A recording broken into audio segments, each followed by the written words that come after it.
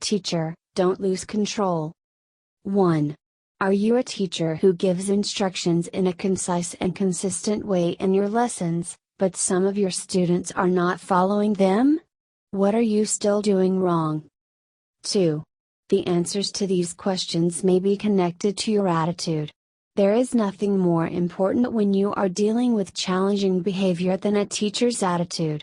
If your attitude to your students is appropriate, their behavior should be positive too. Teachers, who do not understand this point, will often use punishments. They might even adopt an aggressive and bullying attitude. 3.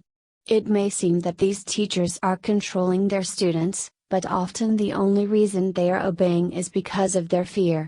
Underneath the surface, many of them are just dreaming about retaliating against their teachers or escaping school altogether.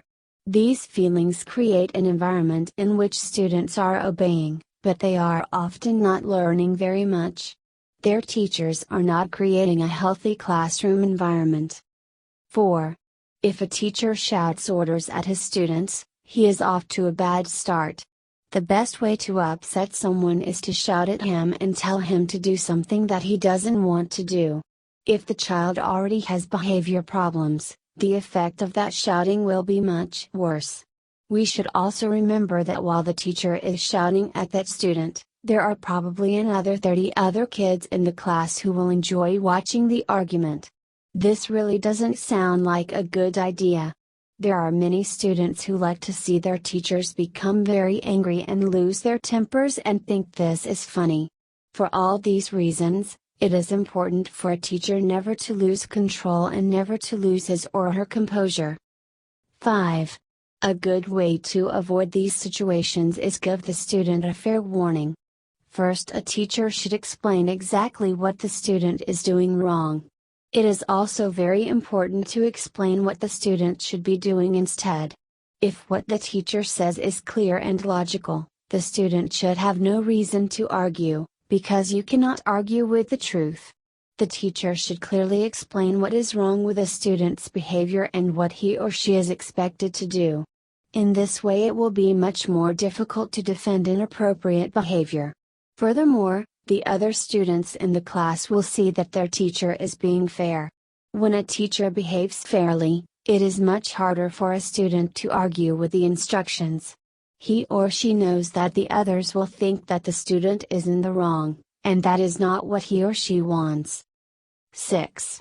So, when a teacher deals with challenging or difficult students, he or she should always remember to remain calm and consistent. If the teacher is consistent, always expects the same behavior from each student, and always reacts in the same way, no student can argue that the teacher is unfair or has favorite students that he prefers. 7. There should also be clear boundaries for the students. Students often try bend and push boundaries, but if a teacher is clear and consistent, they will quickly realize that rules cannot be bent. Hopefully, they will comply. **:*1. Who do you think this article was written for? 10 points. A. Parents. B. Teachers. C. Students. D. Uncles. 2. According to the article, a teacher's attitude is the most important factor for a teacher. 12 points. A. True/false. B. Copy a quote to support your answer _. 3. Students, their behavior should be positive if _. 10 points. A. They can answer questions connected to their teacher's attitude. B. Their teacher can answer questions connected to his, her attitude. C. Teachers often use punishments. D. Their teacher's attitude is appropriate. 4. What or who does the word them in paragraph 3 refer to _? 4 points. 5. According to the article, what happens if you shout at someone and tell him to do something that he doesn't want to do? 10 points. _. 6. In the example of the teacher, who is shouting at a student, how many students are in the class? _. 10 points. 7. When a student is doing something wrong, what two things should the teacher explain? 10 points. 8. What does the word there in paragraph 5 refer to? Underscore, 4 points. 9. The writer says that in order to deal with challenging or difficult students, a teacher should always be underscore and underscore. 12 points. 10.